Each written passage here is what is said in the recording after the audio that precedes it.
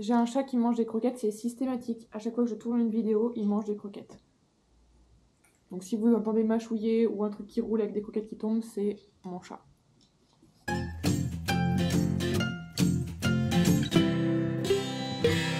Dis Siri, arrête la musique.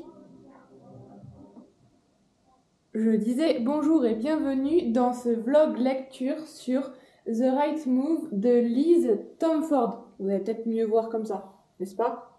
Il est super tard, mon mari n'est pas là ce soir et je viens de terminer un livre et je me suis dit que c'était le bon moment pour vous faire un vlog lecture sur The Right Move. Je savais pas trop quel livre lire, j'ai fait voter, j'avais 3 propositions, j'ai fait voter à des copines, elles ont choisi celui-là.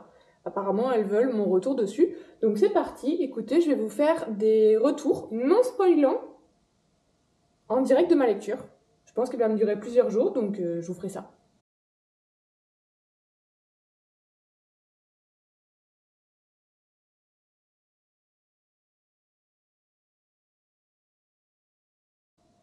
Bon, déjà, on rentre dans le vif du sujet très vite parce que on est dans une discussion en plein milieu d'un match de basket, enfin d'un entraînement, et c'est cool. C'est cool parce qu'en ce moment, j'ai pas la patience d'attendre 150 pages pour rentrer dans le livre et j'ai vraiment besoin de pouvoir rentrer tout de suite et de me changer les idées tout de suite. Donc ça, c'est cool, ça c'est super cool. D'accord. Et du coup, Ryan Shea, je suis désolée, il y a le monjo qui mange.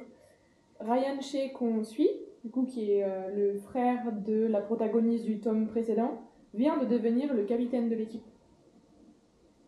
Genre ça c'est vraiment page 17 quoi, c'est la deuxième page que je lis.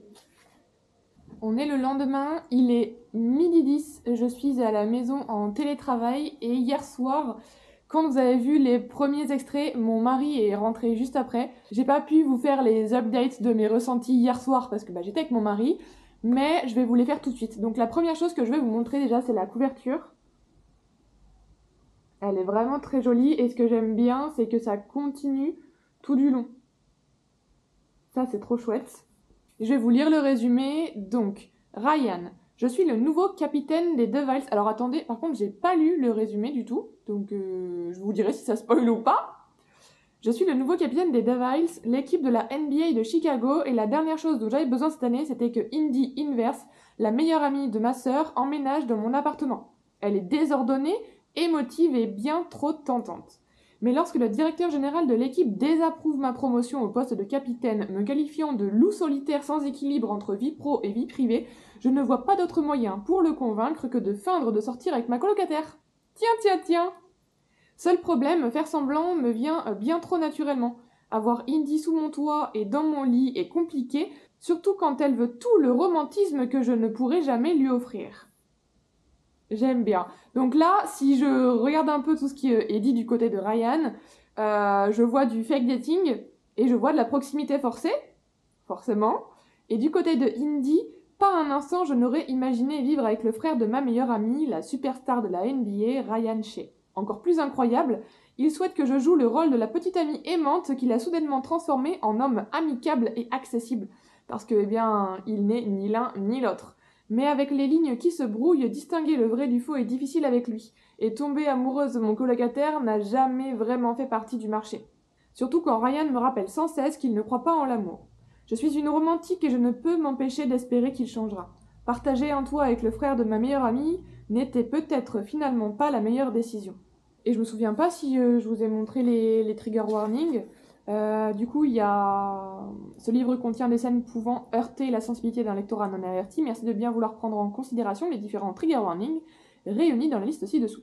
Langage cru et explicite, scène à caractère charnel explicite, mention de troubles de santé mentale. Voilà. Et on a aussi un truc qui est vachement cool, c'est qu'on a une playlist. Donc ça, c'est chouette. Je trouve que ceux qui aiment bien se mettre dans l'ambiance, moi, ça dépend des jours, de la lecture, etc. Et ben là, il y en a. Donc en fait, c'est la suite de Mile High que vous avez peut-être déjà vu passer. Sinon, je m'en mets une photo parce qu'il est là-bas et que j'ai la flemme de me lever. Mais du coup, moi, j'en suis page 68. J'ai lu pas mal et hier soir, j'ai lu 68 pages.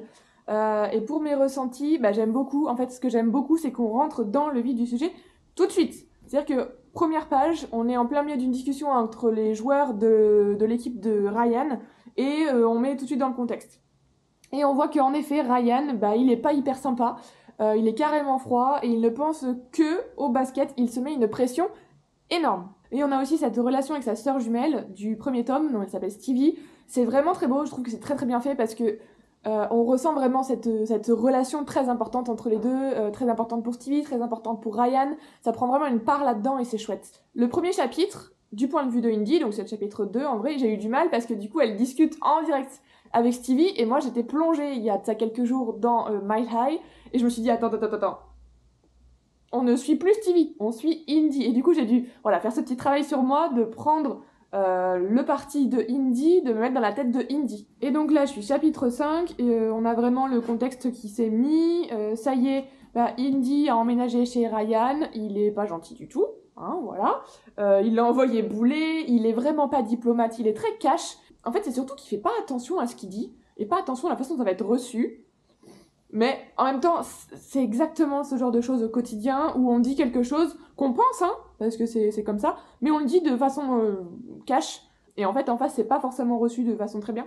Et on apprend aussi des choses du côté de Indy, je vais pas vous en dire plus là-dessus, pourquoi elle doit économiser et qu'est-ce qu'elle veut faire de cet argent. En fait, elle a un projet perso qui est assez surprenant, je m'y attendais pas du tout, et ça va vraiment rajouter, je pense, de la profondeur dans cette histoire, parce qu'elle souffre de quelque chose et vous allez voir. Et pour le moment, j'aime bien aussi le personnage de Indy parce qu'elle a pas du tout la langue dans sa poche.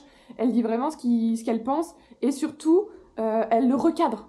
Hein, Ryan, quand il dit quelque chose qu'elle a pas du tout envie d'entendre ou qui lui fait pas du tout plaisir ou qui la vexe, elle lui dit direct, elle le recadre et elle essaye en fait, avec une petite pique, de l'amener à voir de son côté et à voir aussi ce qui ne va pas avec ce qu'il a dit. Donc ça, c'est très très chouette. Donc je vais continuer ma lecture puis je vous ferai des updates. Il est 13h30, j'ai lu 2 chapitres en fait. Donc j'ai lu jusqu'à la page 100, j'aime trop. Donc là ça y est, on a eu la discussion avec le directeur général de l'équipe de basket de Ryan, où il a gafouillé, où il a gafouillé, bref, il y avait Indy, il l'a embarqué, c'est sa petite amie, et elle est pas hyper contente quoi. Bon, on va voir comment ça se passe. Moi, j'ai hâte. J'aime beaucoup le fake dating, donc j'ai vraiment hâte de voir comment ça va se passer entre les deux, d'autant plus que il est pas sympa, il est un peu fermé, complet même, et elle, au contraire, elle se plie toujours en 54 pour son entourage, donc ça va mener des situations cocasses, je pense, mais j'ai hâte de voir ça. Faut que je reprenne le travail. J'ai hâte d'être ce soir pour reprendre un peu plus de lecture, mais je suis pas mal occupée ce soir, donc on verra. Faut que je vous dise à quel point j'aime trop ma lecture. Franchement, les dialogues, mais Indy, elle est à mourir de rire. Elle a de la répartie, mais j'adore. Et en gros, elle lit beaucoup, elle aussi. Et elle a même des book boyfriends. Enfin, dans le livre, du coup, ils disent les petits amis de mes romans, en gros. Voilà. Donc moi, je dis book boyfriend, mes petits amis de romans, ça marche très bien aussi. Et là, elle demande au prota s'il sait grogner, s'il sait assombrir son regard, s'il sait faire frémir ses narines sous l'effet de la colère. J'aime trop. Donc moi aussi, quand je lis des romans et que je vois les protas qui grognent, dans ma tête, c'est hyper sexy et j'ai pas vraiment le son défini, et je pense que dans la vraie vie, s'il le faisait, ça me plairait pas autant. Mais là, c'est transposé dans un bouquin, c'est exactement le genre de discussion qu'on aurait pu avoir dans un autre contexte et tout. C'est trop drôle. J'aime beaucoup la tournure que ça prend, j'aime beaucoup la personnalité de l'héroïne qui est hyper solaire, toujours de bonne humeur, mais avec vraiment quand même une profondeur de caractère que vous découvrirez si vous le lisez, mais je veux pas trop vous en dire plus. Et en même temps, Ryan aussi, comme ça on pourrait le prendre pour quelqu'un d'antipathique, de froid, de distant, de fermé, et il y a plus que ça. Et j'aime trop ce page 116, et je n'ai qu'une envie, c'est de le lire et de le lire. Donc je continue. Nous sommes le lendemain, on est le 14 janvier, il est 13h55, je reprends le boulot dans 5 minutes. J'étais en déjeuner avec des collègues. Tout ça pour vous dire que hier soir, j'ai beaucoup avancé et j'ai pris ma pause un quart d'heure aussi ce matin et j'arrive pas à le lâcher. Et en fait, maintenant, je suis chapitre 24. Donc, pour vous dire à quel point j'ai avancé, j'ai lu jusqu'à la page 377 et c'est juste génial. C'est hyper addictif. Les personnages sont trop bien, il y a eu des vrais rapprochements, il y a eu des vraies choses qui se sont passées, ils parlent, ça y est, enfin. Cette histoire de fake dating, là, ça prend vraiment une belle place et j'aime vraiment beaucoup. Il y a un peu de jalousie, ouais, il y a des choses que j'adore. En fait, c'est exactement ce que j'aime dans le fake dating.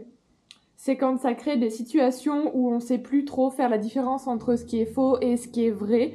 J'aime beaucoup la personnalité de Indy, qui est vraiment très solaire, qui donne beaucoup aux autres, qui se plie en 54, jusqu'à parfois s'oublier, hein, parfois oublier, mettre de côté ce que elle a envie de faire, ce que elle vaut, et ce que elle est finalement. Et puis il y a Ryan qui est un vrai green flag, alors même s'il a une gestion des émotions qui peut paraître très très froide, il se protège pour ça. Waouh! Et j'aime beaucoup aussi parce qu'on retrouve Stevie et Xanders qui ont une vraie place dans le livre aussi, parce que Stevie c'est la sœur de ce cher Ryan, et bah Xander c'est son copain, c'est le pote aussi de Ryan, donc il y a toute une histoire là-dessus, une histoire secondaire hein, évidemment de Stevie et Xanders. J'aime beaucoup, c'est vraiment parti pour être une très très bonne lecture, voire un 5 sur 5. Donc ouais, je continue puis je vous dirai.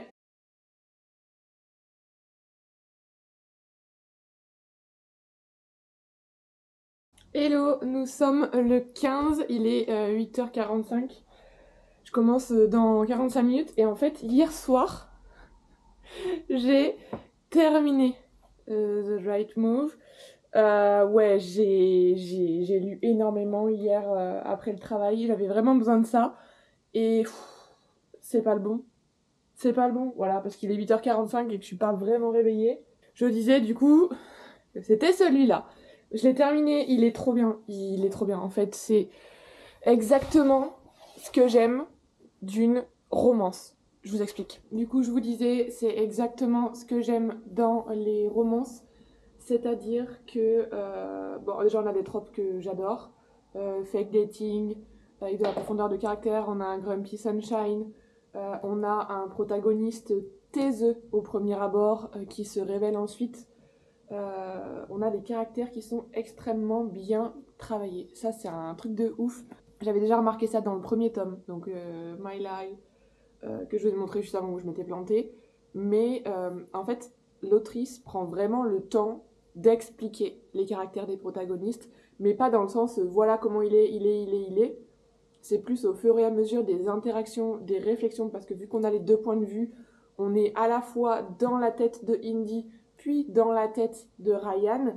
Et waouh, en fait, cette construction de personnage est quasiment tangible, presque réelle, et on arrive facilement à comprendre quel type de personnalité c'est, à les identifier, soit parce que ça ressemble à notre personnalité, soit parce qu'on a des amis qui sont comme ça, et franchement, franchement trop bien. Les enchaînements des événements, c'est logique, c'est bien fait, il y a des conversations où, en fait, en les lisant, on se dit mais ouais, ça se serait exactement passé comme ça.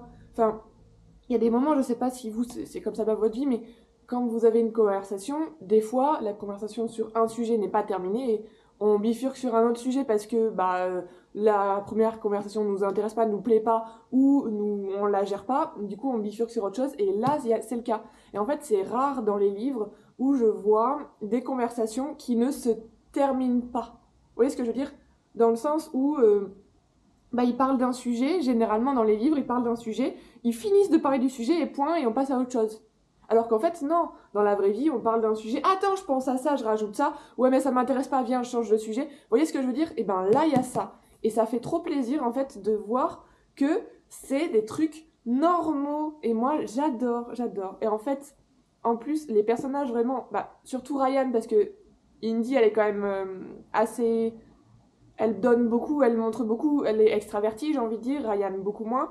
Il se révèle tellement de le livre et il passe d'un gars vraiment fermé à un book boyfriend par excellence, complètement red dingue de sa copine, avec de la profondeur. Ouais, j'ai beaucoup aimé. Puis il y a toute cette histoire de match de basket qui est un peu plus présente que dans le tome 1 avec le hockey, parce que là en fait il est capitaine et ça a une place hyper importante dans sa vie et dans son développement.